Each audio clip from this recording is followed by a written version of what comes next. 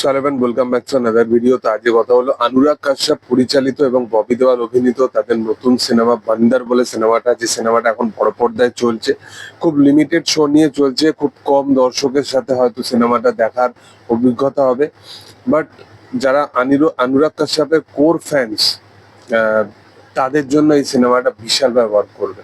First of all, এই সিনেমাটা নিয়ে ডিসকাস করা বা রিভিউ করার আগে আমি একটা বিষয় নিয়ে কথা বলতে চাই, যে এই সিনেমাটা প্রত্যেকটা দর্শকের জন্য নয়। এই সিনেমাটা দুটো দর্শকের জন্য, এক যারা সিনেমা লাভার, আর দ্বিতীয়ত যারা অনুরাগ কাশ্যপের ফ্যান্স, শুধুমাত্র তাদের জন্য। কেন বলছি, এই রকম সিনেমা বারবার আসে না। অনুরাগ কাশ্যপ তার আবার সেই ওই ট্র্যাকে, মানে যেরকম কাইন্ড অফ সিনেমার জন্য, যেরকম ইন্টেন্স সিনেমার জন্য আমরা তাকে ভালোবাসা দিয়েছি, তার কাজকে ভালোবাসা দিয়েছি, সেই সেই রকম একটা ফর্মে তাকে আবার ফিরতে দেখা যাচ্ছে। নিশানচি করলো সে, তারপরে রাহুল ভাটের সাথে একটা সিনেমা করলো, ওই সিনেমাটা দুর্দান্ত ছিল। আবার এই সিনেমাটাও দারুণ একটা সিনেমা হয়েছে, বান্দার দারুণ সিনেমা হয়েছে।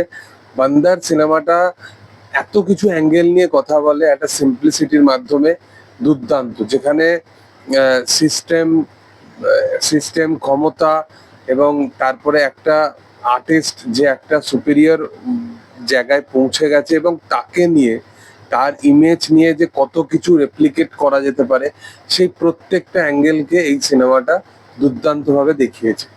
এই সিনেমার মেন পজিটিভ পয়েন্ট হচ্ছে ববি দেওয়াল। ববি দেওয়াল এই সিনেমার হচ্ছে মেন চার্ম, তার পারফরমেন্স দুর্দান্ত। মানে ববি দেওয়াল এখানে এমন এমন কিছু জায়গা আছে যেখানে তার চোখ দিয়ে পারফর্ম করেছে। লিটারেলি আমি ববি দেওয়ালের এন্টায়ার কেরিয়ারে তার মোটামুটি সবকটা সিনেমাই দেখেছি, বাট আমি ববি দেওয়ালকে এইভাবে ব্যবহার করতে কখনো দেখিনি। মানে অনুরাগ কাশ্যপ এতটা সিম্পল করে দেয়, মানে প্রত্যেকটা অভিনেতাকে এতটা স্পেস দেয় অভিনয় করার জন্য। মানে তুমি দেখবে যে লোকেশন থেকে শুরু করে প্রত্যেকটা জায়গা এতটা রিয়েলিস্টিক ভাবে সে রিপ্রেজেন্ট করেছে, যেখানে অভিনেতার কাছে প্রচন্ড স্পেস থাকে নিজের পারফরমেন্সটাকে আরো এনহ্যান্স করার জন্য। এখানে ববি দেওয়াল একটা পার্টিকুলার দু তিনটে জায়গা আছে যেখানে তার ফ্যামিলির লোক তার সাথে দেখা করতে আসছে, সানায়া মালহোত্রা এবং ঋদ্ধি সেন। তো ওই জায়গাতে ববি দেওয়ালের পারফরমেন্স, আমি ববি দেওয়ালকে ওইভাবে কখনো ফুপিয়ে কাঁদতে, মানে ওরকম পারফরমেন্স আমি ডেলিভার করতে দেখিনি মানুষটাকে। এবং তার পারফরমেন্সের মধ্যে তার যে থিঙ্কিং চেঞ্জ হচ্ছে, সেই জিনিসটাও সে কিন্তু বোঝাতে পারে। সেটা ডিরেকশন লেভেল থেকে হোক বা অ্যাক্টিং লেভেল থেকে হোক, একদম সবকিছু জিনিস ব্যাটে বলে হয়েছে। মানে মানুষ যখন জেলে থাকে, জেলে থাকতে থাকতে থাকতে থাকতে মানুষের প্রথম যেটা উদ্দেশ্য থাকে যে আমি এই জায়গা থেকে কি করে বেরোবো, এবং সেই ওয়াইজ সে তার ফ্যামিলির সাথে কমিউনিকেট করে। ধীরে ধীরে যখন সময় এগোতে থাকে, সে তখন সার্ভাইভাল নিয়ে ভাবনা চিন্তা বেশি শুরু করে দেয়, মোর দেন যে আমি কি করে বেরোবো এই জায়গা থেকে। তো ওই রকম একটা সিচুয়েশন ববি দেওয়ালের কাছে আসবে, যেখানে সে 10,000 টাকা চাইবে, এবং ওই পোর্শনটায় যেরকম পারফরমেন্সে ডেলিভার করে মারাত্মক। সে, আমি বলবো যে ববি দেওয়ালকে তার ক্যারিয়ারে সিরিয়াসলি এইভাবে কেউ ব্যবহার করেনি। সে দুর্দান্ত পারফরমেন্স ডেলিভার করেছে। ইভেন জেলের মধ্যে, জেলটাকে দেখো, আমি এক জেলের মানে ভেতরের যে ওয়ার্ল্ডটাকে সেটা দুর্দান্ত ভাবে রিক্রিয়েট করতে পেরেছিল। সেটা হচ্ছে শশ্যাঙ্ক রিডেম্পশন, 90s এর সিনেমা। তারপরে বলিউডে আমি কখনো এত মানে ডার্ক লেভেলে, এত সুন্দরভাবে জেলের যে ওয়ার্ল্ডটা, যেখানে জেলের মধ্যে অ্যাকচুয়াল যে জিনিসগুলো চলে, এবং অনুরাগ কাশ্যপের যে স্টাডি, সেটা সবসময় বিয়ন্ড লেভেলের হয়। এবং এই সিনেমার ক্ষেত্রেও দুর্দান্তভাবে সে ওই বিষয়গুলোকে স্টাডি করেছে, যে জেলের মধ্যে যে প্রত্যেকটা গ্রুপ ক্রিয়েট হয়ে যায়, তারপরে সেখানের মধ্যে একটা পলিটিক্স চলতে থাকে, জেলের মধ্যে একটা টাকা অঙ্ক বিষয় থাকে, যে যার টাকা বেশি তার কাছে একটা আলাদা রকমের স্ন্যাক্স এসব তার কাছে আসবে, এবং সেই মানে যার থেকে টাকা বেশি পাওয়া যাবে তাকে টিমের মধ্যে রাখা বেশি লাভদায়ক। তো ওই রকম যে বিষয়গুলো না, ওই ব্যাপারটাকে দারুণ ভাবে সে দেখিয়েছে।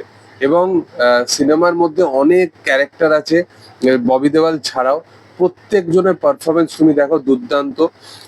একটুখানি একটা জিনিস বলবো যে রক্ষিত শেট্টিকে সেইভাবে ইউজ করা হয়নি, তার চরিত্রটাকে এখানে ভালোভাবে ব্যবহার করা তো, বাট পিঞ্জরাতে সে ফাটিয়ে দিয়েছে এবং তার সাথে তার যে একজন সহকারী ছিল সেও ফাটিয়ে দিয়েছে পারফরমেন্সে।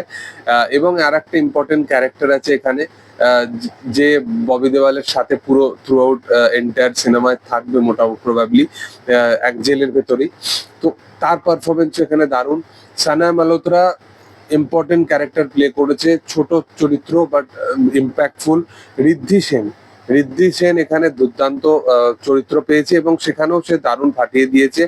এবং তার পাশাপাশি এখানে মেন যে গায়ত্রীর চরিত্রটা যে প্লে করেছে সেও এখানে দারুণ পারফরমেন্স দিয়েছে। তো থ্রু আউট সিনেমার যে মেকিং, সিনেমার কাস্টিং এবং সিনেমার যে ওয়ার্ল্ডটা বিল্ড আপ করেছে, সেই প্রত্যেকটা লোকেশন বিল্ড আপ থেকে শুরু করে পুলিশের যে চরিত্রটা প্লে করেছিল একদম স্টার্টিং এ, যেখানে ইনভেস্টিগেশনে কমিউনিকেশন হবে ববি দেওয়ালের সাথে, ওই সিনগুলো ওগুলো মানে মানে এতটা রিয়েলিস্টিক ভাবে সে রিপ্রেজেন্ট করে, জাস্ট টাচ হয়ে যায় বিষয়গুলো।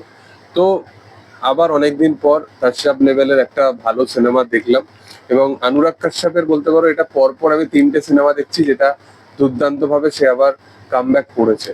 যাই হোক, তোমাদের কি বক্তব্য অবশ্যই সেটা কমেন্টে জানাতে পারো এবং তোমাদের যদি বান্দার দেখে থাকো জানাতে পারো কেমন লেগেছে, এবং ভিডিও ভালো লাগলে অবশ্যই তোমরা লাইক শেয়ার সাবস্ক্রাইব করে দিও এবং পাশে থাকা বেল আইকনটি তোমরা অবশ্যই প্রেস করে দিও। Thank you all, by.